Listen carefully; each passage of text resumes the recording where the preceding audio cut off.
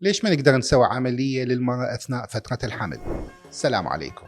اليوم راح نتطرق إلى موضوع إجراء العمليات للمرأة الحامل أثناء فترة الحمل. هواي من أخواتنا العزيزات يسألون ممكن نجري عملية تصحيح نظر مثلا أو عملية حول أو عملية مي أبيض أثناء فترة الحمل؟ والجواب هو لا، والأسباب عديدة. واحدة من أهم الأسباب العلاجات اللي ننطيها للمريضة ما بعد العملية، هذه كلش خطرة على صحة وسلامة الجنين حتى لا كانت فقط قطرات.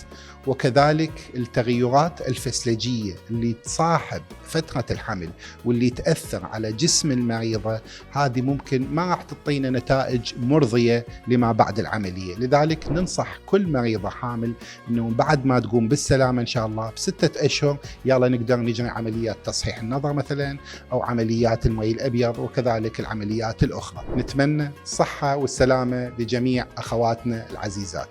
الأستاذ الدكتور زيد يوسف، شكر.